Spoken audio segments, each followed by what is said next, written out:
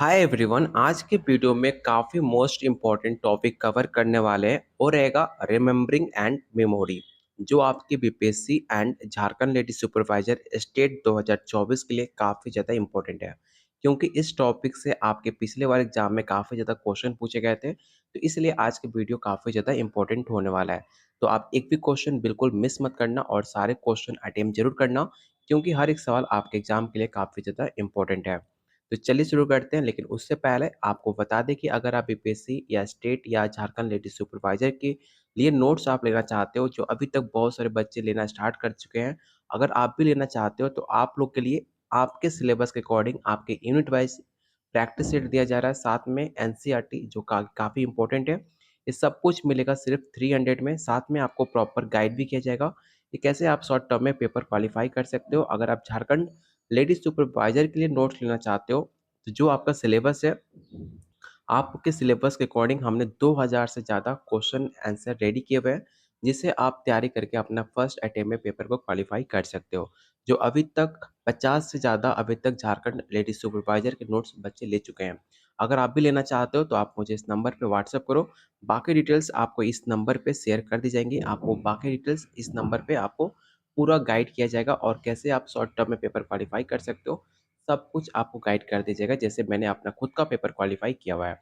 तो चलिए शुरू करते हैं बिना टाइम वेस्ट किए। आज का पहला क्वेश्चन, आज का जो टॉपिक्स में हम कवर करने वाले हैं वीडियो में, आप देख सकते हो, remembering principle of remembering short term memory, long term memory, measurement of memory, forgetting memory, ये सारे टॉपिक्स आज के वीडियो में कवर करने वाले हैं। इसलिए एक भी क्वेश्चन आप बिल्कुल मिस मत करना, आपके आने वाले एग्जाम में डायरेक्ट क्वेश्चन देखने को मिल सकते हैं। तो पहला क्वेश्चन है, स्मरण की प्रक्रिया में कौन सा चरण शामिल नहीं होता है? पहला ऑप्शन है एनकोडिंग, स्टोरेज, रिट्रीवल, या ऑप्शन डी है डिलीटिंग। ध्यान से क्वेश्चन को रीड करना, आपसे यहाँ पे नहीं पूछा गया है, जो कि राइट आंसर होगा option D deleting. Second question, encoding का अर्थ क्या होता है? तो काफी आसान क्वेश्चन है। एनकोडिंग का अर्थ होता है जानकारी को संसाधित करना, जो कि राइट आंसर होगा ऑप्शन सी। बिना सचेत प्रयास के जानकारी को याद रखने की क्षमता क्या कहा जाता है? पहला ऑप्शन है implicit memory, explicit memory, working memory, या ऑप्शन डी है सेंसर मेमोरी। तो आप मुझे इसका आंसर कमेंट बॉक्स में बताओ, इसका राइट आंसर क्या हो सकता है? तो इसका राइट आंसर ऑप्शन आपका ए हो जाएगा। क्वेश्चन नंबर 4 है, स्मरण के दौरान जानकारी को पुनः निर्माण किस आधार पर किया जाता है? इनकोडिंग, स्टोरेज, एस्कीमा, या ऑप्शन डी है रिटेबल क्यू। ये सवाल ऑलरेडी आपके बीपीएससी में सवाल पूछे जा चुके हैं, इसे आप जरूर याद रखना। क्वेश्चन 4 का जो राइट आंसर होगा ऑप्शन सी हो जाएगा, एस्कीमा, जो कि आपके माइंड में स्टोर होता है। ऑप्शन इसका सी राइट आंसर होगा।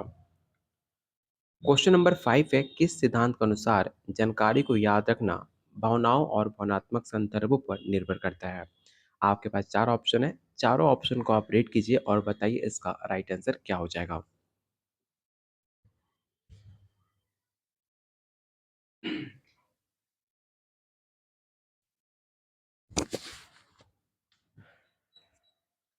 तो क्वेश्चन 5 का जो राइट आंसर होगा ऑप्शन बी होगा।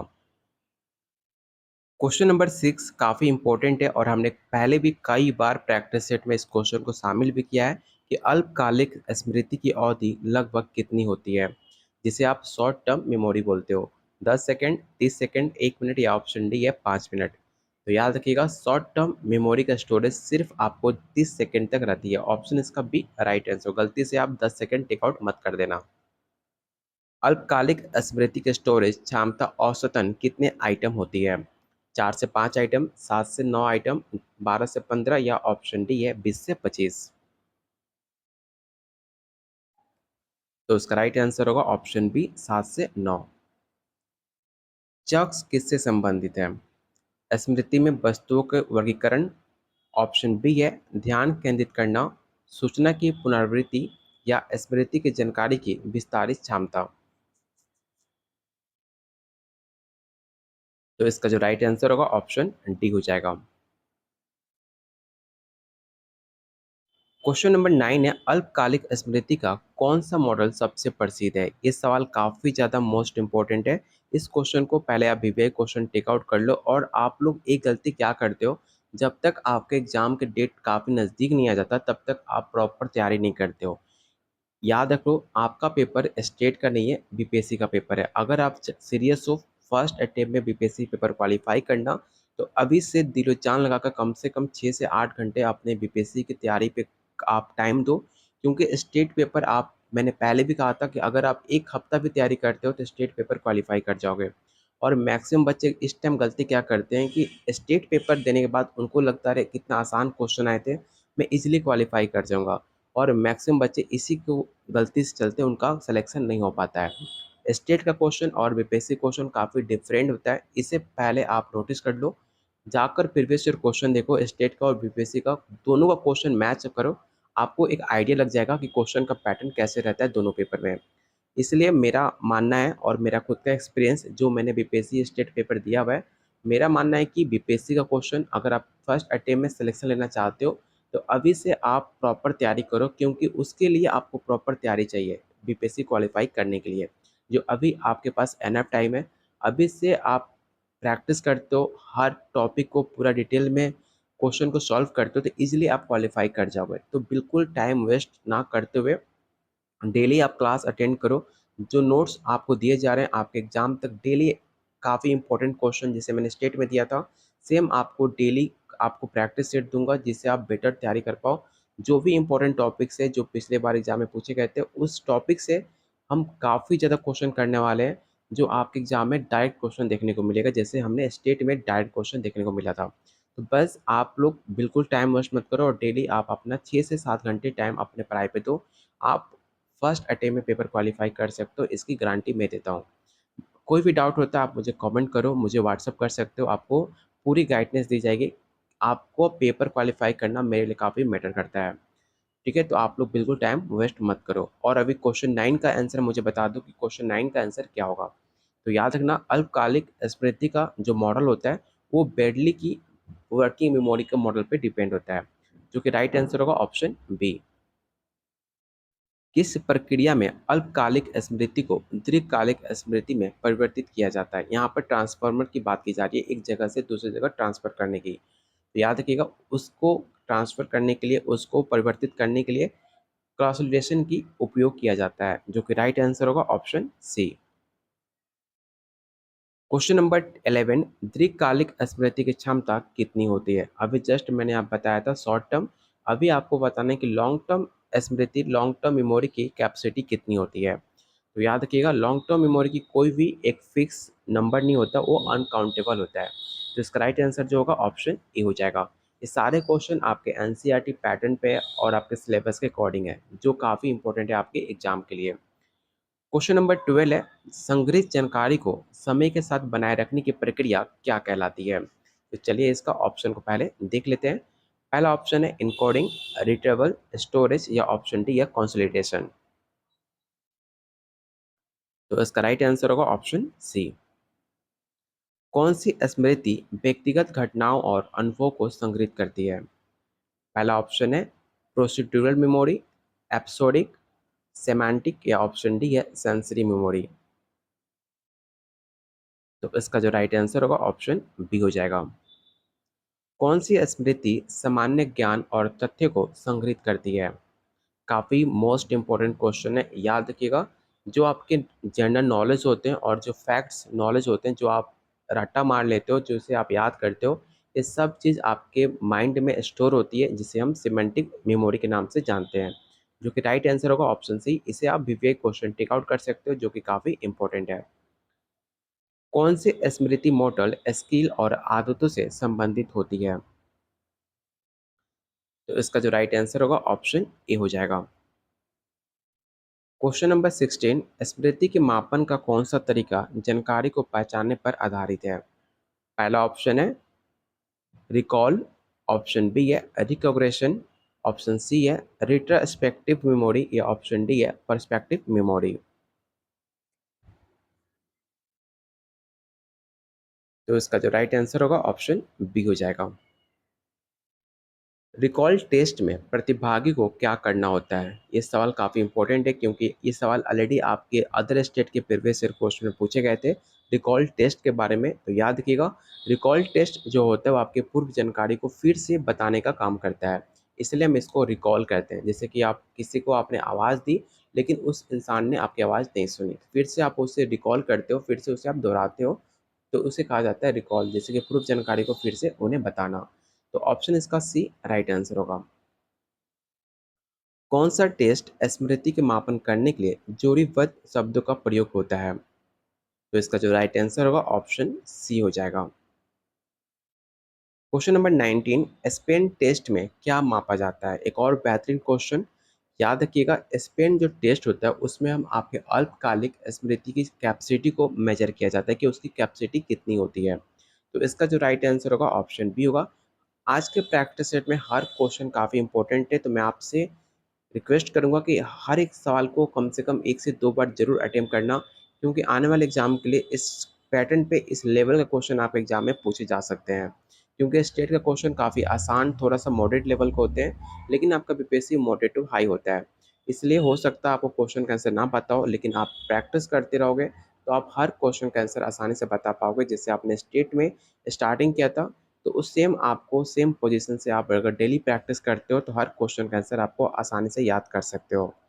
तो क्वेश्चन नंबर 20 आपसे पूछ रहा है कि किस प्रकार की मापन सूचना की संख्या को मापता है जो व्यक्ति एक बार में याद रख सकता है? तो पहला ऑप्शन है word span, number span, memory scan, या ऑप्शन डी है इमेज स्पैन। तो इसका जो राइट आंसर होगा ऑप्शन बी हो जाएगा। स्मृति का कौन सा सिद्धांत ये कहता है कि हम समय के साथ जानकारी को भूल जाते हैं क्योंकि वो हमें अक्षम्य हो जाती है? इस सवाल काफ़ी ज़्यादा इंपॉर्टेंट है, इसे आप विवेक क्वेश्चन टिक आउट कर लेना। पहला ऑप्शन है disuse theory, interference theory, Q dependent theory, या ऑप्शन डी है फीडिंग थ्योरी। तो इसका जो राइट आंसर होगा ऑप्शन ए हो जाएगा। कौन सी प्रक्रिया स्मृति की जानकारी की खोज और पुनः प्राप्ति को अवरुद्ध करती है? पहला ऑप्शन है इंटरफेरेंस, डिसयूज, एनकोडिंग, या ऑप्शन डी है कंसोलिडेशन। तो इसका राइट आंसर ऑप्शन ए हो जाएगा। कौन सी प्रक्रिया नई जानकारी को पुरानी जानकारी के साथ हस्तक्षेप करने के कारण बनती है? ये भी सवाल काफ़ी इंपॉर्टेंट है, तो मुझे कहने की जरूरत ना पड़े, आप इसे नोट डाउन जरूर कर लेना। इसका जो राइट आंसर होगा ऑप्शन बी हो जाएगा।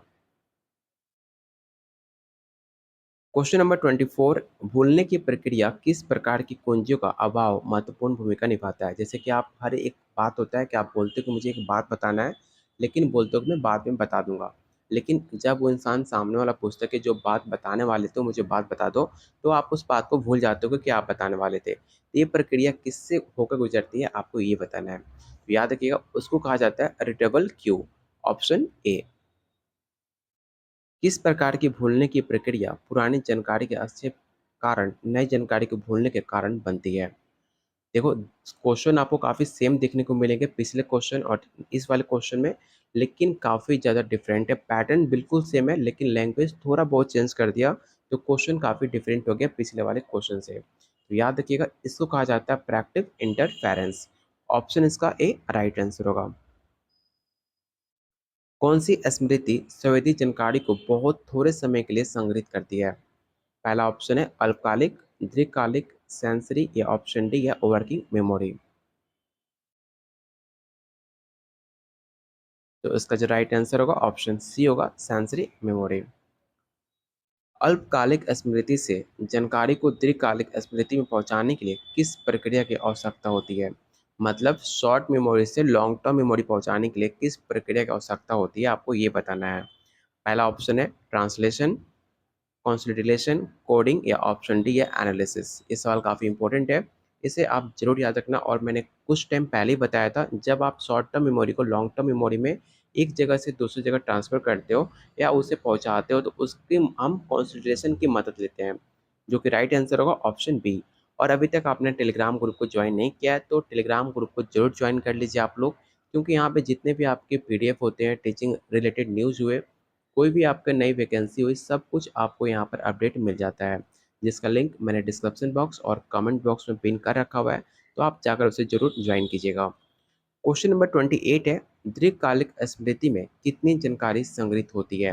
ये भी सवाल जस्ट मैंने बताया था कि लॉन्ग टर्म मेमोरी में आपका कोई भी लिमिटेड नॉलेज स्टोर नहीं होता, उसे हम अनलिमिटेड बोल सकते हैं, जो कि राइट आंसर होगा ऑप्शन डी। इस क्वेश्चन को याद जरूर रखना। शॉर्ट टर्म मेमोरी एक लिमिटेड होता है, लेकिन लॉन्ग टर्म मेमोरी आपका अनलिमिटेड होता है, जितना चाह आप उसमें स्टोर कर सकते हो, उसका कोई भी काउंटिंग नहीं है। कौन सी प्रक्रिया संवेदी जानकारी को अल्पकालिक स्मृति में परिवर्तित करती है। पहला ऑप्शन है ट्रांसफर, कंसिडरेशन, इनकोडिंग या ऑप्शन डी है प्रोसेसिंग। तो इसका जो राइट आंसर होगा ऑप्शन सी हो जाएगा। कौन सी प्रक्रिया दीर्घकालिक स्मृति से जानकारी को पुनः प्राप्त करने में काफ़ी मदद करती है। पहला ऑप्शन है इनकोडिंग, स्टोरेज, रिट्रीवल या ऑप्शन डी है कंसिडरेशन। तो इसका जो राइट आंसर होगा ऑप्शन सी हो जाएगा। और आप लोगों से रिक्वेस्ट है, जिन्होंने अभी तक वीडियो को लाइक नहीं किया तो प्लीज़ आप लोग वीडियो को लाइक जरूर किया करो, क्योंकि आप लोग के लिए काफ़ी ज़्यादा मेहनत किया जाता है। जो भी मुझे लगता है इंपॉर्टेंट टॉपिक्स है, जो पिछले बार जिस टॉपिक से ज़्यादा क्वेश्चन पूछे गए थे, उस टॉपिक को मैं लेकर आता हूँ और उससे जितने भी क्वेश्चन पॉसिबल होते हैं मैं क्वेश्चन आपको लिए कराने की कोशिश करता हूँ। जो भी आप डिमांड करते हो, जो भी टॉपिक आप सजेस्ट करते हो, उस टॉपिक से भी हम क्वेश्चन लाने की कोशिश पूरी करते हैं। तो इसलिए वीडियो को लाइक और शेयर आप ज़रूर करना, क्योंकि आपका एक लाइक हमें काफ़ी मोटिवेट करेगा आप लोग के लिए और ज़्यादा मेहनत करने के लिए। तो क्वेश्चन नंबर 31 है, एपिसोडिक स्मृति का सबसे महत्वपूर्ण पहलू क्या है। एक और बेहतरीन क्वेश्चन। पहला ऑप्शन है तथ्यात्मक जानकारी, घटनाओं का समय, व्यवहार का पैटर्न या ऑप्शन डी है मोटर स्किल। तो इसका जो राइट आंसर होगा ऑप्शन बी हो जाएगा, घटनाओं का समय। कौन सी मेमोरी प्रकार समस्या समाधान में महत्वपूर्ण भूमिका निभाती है। तो याद रखिएगा, इसका जो राइट आंसर होगा ऑप्शन बी वर्किंग मेमोरी। कौन सी स्मृति बगैर सचेत प्रयास के कौशल को याद रखने में सहायक होती है। तो क्वेश्चन 33 का जो राइट आंसर होगा ऑप्शन ए हो जाएगा। कौन सी मेमोरी प्रकार को अल्पकालिक मेमोरी कहा जाता है। एक सवाल काफ़ी ज़्यादा इंपॉर्टेंट है। पहला ऑप्शन है प्रोसीड्यूरल मेमोरी, वर्किंग, सिमेंटिक या ऑप्शन डी है सेंसरी। तो क्वेश्चन 34 का जो राइट आंसर होगा ऑप्शन बी हो जाएगा।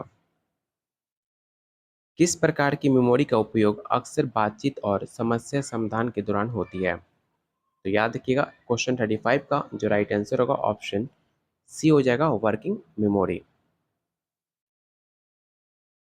किस प्रकार की स्मृति स्मृति जानकारी को तुरंत संसाधित करती है। पहला ऑप्शन है वर्किंग, सेंसरी, दीर्घकालिक या ऑप्शन डी है अल्पकालिक। तो इसका राइट आंसर होगा ऑप्शन बी सेंसरी मेमोरी। कौन सी मेमोरी प्रकार अतीत की घटनाओं को विस्तृत रूप से संग्रहित करती है। पहला ऑप्शन है एपिसोडिक, प्रिस्टोटल, सिमेंटिक या ऑप्शन डी है सेंसरी। तो इसका जो राइट आंसर होगा ऑप्शन ए हो जाएगा। कौन सी प्रक्रिया जानकारी को दीर्घकालिक स्मृति में स्थानांतरित करती है। पहला ऑप्शन है इनकोडिंग, ट्रांसफर, कोडिंग या ऑप्शन डी है कंसोलिडेशन। एक ही सवाल कई बार अलग अलग पैटर्न से सवाल पूछे गए हैं। जैसे कि एक सवाल ये हो गया कि लॉन्ग टर्म से आप शॉर्ट टर्म में या शॉर्ट टर्म से लॉन्ग टर्म में कैसे आप एक जगह से दूसरे जगह ट्रांसफर करते हो। तो मैंने जस्ट आपको बताया था कंसोलिडेशन। इसी तरह आपके क्वेश्चन सेम होते हैं, लेकिन पूछने का तरीका बदल जाता है, पैटर्न को चेंज करते हैं और आप कंफ्यूज हो जाते हो कि इसका आंसर क्या होगा। इसलिए आप जब प्रैक्टिस करते हो तो आपको कॉन्फिडेंट रहता है कि हाँ इस क्वेश्चन का आंसर क्या हो सकता है। इसलिए प्रैक्टिस आप लोग को जरूर करते रहना चाहिए। क्वेश्चन नंबर 39 है, किस प्रकार की मेमोरी सतत अंगठन करने के उपयोग होता है। पहला ऑप्शन है वर्किंग, सेंसरी, दीर्घकालिक या ऑप्शन डी एपिसोडिक। तो इसका जो राइट आंसर होगा ऑप्शन ए हो जाएगा वर्किंग मेमोरी। कौन सी स्मृति प्रकार शब्दावली और अवधारणाओं को संग्रहित करती है। तो याद रखिएगा, उसे कहते हैं सेमेंटिक मेमोरी, ऑप्शन ए। कौन सी स्मृति प्रकार सामान्य ज्ञान के साथ संबंधित होती है। तो जस्ट मैंने ये बताया था कि जो भी ऐसे स्मृति जो आपके जनरल नॉलेज और फैक्ट्स पे डिपेंड करता हो, ये सब चीज़ आपके स्टोर होते हैं सेमेंटिक मेमोरी के अंदर, जो कि राइट आंसर होगा ऑप्शन बी। इसे आप जरूर याद रखना। क्वेश्चन कैसे भी घुमा कर पूछ सकता है, लेकिन आप सामान्य ज्ञान और फैक्ट्स, ये सारे फैक्ट्स जो होते हैं जनरल नॉलेज होते हैं, ये आपकी माइंड के सेमेंटिक मेमोरी के अंदर स्टोर होते हैं। इसे आप जरूर रट्टा मार लेना। किस प्रकार की मेमोरी अल्पकालिक जानकारी को अस्थायी रूप से संग्रहित करती है? एक और बेहतरीन क्वेश्चन है, इसे आप जरूर याद रखना। इसका जो राइट आंसर होगा ऑप्शन ए हो जाएगा, अल्पकालिक स्मृति। स्मृति की किस प्रकार की स्टोरेज समय के साथ जानकारी को संरक्षित करती है? पहला ऑप्शन है दीर्घकालिक सेंसरी मेमोरी, अल्पकालिक, या ऑप्शन डी है वर्किंग मेमोरी। तो इसका राइट आंसर ऑप्शन आपका ए हो जाएगा, long term memory. Question number 44, स्मृति का कौन सा सिद्धांत ये कहता है कि हम यादों को समय के साथ दोबारा याद कर सकते हैं? ये सवाल ऑलरेडी आपके यूपी में पूछा गया था साइकोलॉजी पेपर में। पहला ऑप्शन है रिकॉल, रिग्रेशन, रिट्रेवल, या ऑप्शन डी है रिकंस्ट्रक्शन सिद्धांत। तो इसका जो राइट आंसर होगा ऑप्शन सी हो जाएगा। क्वेश्चन नंबर 45, किस प्रकार की मेमोरी लगातार जानकारी को अघटन करने में काफ़ी मदद करती है? पहला ऑप्शन है वर्किंग मेमोरी, सेंसरी, दीर्घकालिक, या ऑप्शन डी है अल्पकालिक। तो इसका राइट आंसर होगा ऑप्शन ए, वर्किंग मेमोरी। कौन सी प्रक्रिया सटीक और स्पष्ट जानकारी को स्टोर करती है? पहला ऑप्शन है प्रोसीड्यूरल मेमोरी, एपिसोडिक, सेमेंटिक, या ऑप्शन डी है सेंसरी। इस क्वेश्चन को आप याद जरूर रखना। क्वेश्चन 46 का जो राइट आंसर होगा ऑप्शन सी हो जाएगा। स्मृति की कौन सी प्रक्रिया संवेदी जानकारी को फिल्टर करती है? पहला ऑप्शन है इनकोडिंग, कंसिडरेशन, रिट्रीवल, या ऑप्शन डी है अटेंशन। तो याद रखिएगा, जो आपका स्मृति होता है वो संवेदी जानकारी को जो फिल्टर करने का काम करता है वो करता है अटेंशन। ऑप्शन इसका डी राइट आंसर होगा। किस प्रकार की मेमोरी भविष्य की घटनाओं को योजना बनाने में काफ़ी मदद करती है? ये सवाल काफ़ी बेहतरीन है। याद रखिएगा, जो पर्सपेक्टिव मेमोरी होती है वो आपकी भविष्य की घटनाओं को पर्सपेक्टिव, जो आपका आगे का फ्यूचर होता है उससे, जिसे आप सोचते हो जिस माइंड से, वो होता है पर्सपेक्टिव मेमोरी, जो आप इमेजिन कर पाते हो, जिसे आप सोच पाते हो इन फ्यूचर की घटना क्या क्या हो सकती है। इस सब का काम करता है पर्सपेक्टिव मेमोरी। इसका राइट आंसर ऑप्शन ए होगा। क्वेश्चन नंबर 49, किस प्रकार की मेमोरी अतीत की घटनाओं की समीक्षा करने में काफ़ी मदद करता है? पिछले क्वेश्चन में आपके भविष्य से पूछा गया था, इस क्वेश्चन में आपके अतीत की घटनाओं के बारे में पूछा जा रहा है, जो कि राइट आंसर होगा retrospective memory, option B. Question 50 से पहले अगर आपने अभी तक वीडियो को लाइक नहीं किया तो प्लीज़ आप लोग वीडियो को लाइक ज़रूर कर दो, क्योंकि आप लोग के लिए डेली ऐसी बेहतरीन, डेली शाम 7 बजे आप लोग के लिए बेहतरीन प्रैक्टिस सेट लाया जाता है, जो आपके एग्जाम में डायरेक्ट क्वेश्चन देखने को मिल सकता है। क्वेश्चन नंबर 50 है, कौन सी प्रक्रिया स्मृति की संवेदी जानकारी से जुड़ी कुंजी का उपयोग करके रिकॉल करती है? पहला ऑप्शन है एनकोडिंग, रिट्रीवल, कंसोलिडेशन, या ऑप्शन डी है स्टोरेज। जो कि राइट आंसर होगा ऑप्शन बी। तो ये रहा आज का टॉप 50 क्वेश्चन, जो आपके आने वाले एग्जाम के लिए काफ़ी ज़्यादा उपयोगी है। अगर आप इसका पेड नोट्स लेना चाहते हो, चाहे आप बीपीएससी या स्टेट या आप झारखंड लेडी सुपरवाइजर की तैयारी कर रहे हो, तो जो आपके सिलेबस में जो यूनिट है और यूनिट में जो आपके टॉपिक्स हैं, उस टॉपिक से रिलेटेड आपको प्रैक्टिस सेट दिया जा रहा है। साथ में आपको एनसीईआरटी क्लास 11, क्लास 12 और बहुत सारे टॉपिक वाइज एमसीक्यू, जिससे आप बेटर प्रैक्टिस करके अपने एग्जाम को क्वालिफाई कर सकते हो। तो लेने के लिए आप मुझे इस नंबर पे व्हाट्सअप कर सकते हैं, जो अभी तक बहुत सारे बच्चे लेना स्टार्ट कर चुके हैं। अभी भी आपके पास टाइम है, अभी से आप तैयारी करके अपने पेपर को क्वालिफाई कर सकते हो। एग्ज़ाम के डेट और एग्ज़ाम नज़दीक आने का इंतज़ार बिल्कुल मत करना, नहीं तो आप पेपर क्वालिफाई नहीं कर पाओगे। ये मेरा खुद का एक्सपीरियंस है, क्योंकि मैंने बहुत सारे बच्चे देखे हैं जिसके टाइम पे नोट्स लेने के बाद वो कंप्लीट नहीं कर पाते हैं पूरे नोट्स, और पेपर क्वालिफाई ना होने के बाद मुझे मैसेज कॉल करते हैं। लेकिन जो मेरा खुद का एक्सपीरियंस है बीपीएससी और स्टेट का, तो आप अभी से तैयारी में लगे रहो, फर्स्ट अटेम्प्ट में आप पेपर क्वालिफाई कर सकते हो। बाकी डिटेल्स आपको यहाँ पर शेयर कर दी जाएंगी, आप मुझे जल्दी से व्हाट्सएप करो और नोट्स लेकर अभी से पढ़ाई अपना स्टार्ट करो। मिलते हैं बहुत जल्द अगले वीडियो में, तब तक के लिए वीडियो को लाइक और शेयर जरूर करना।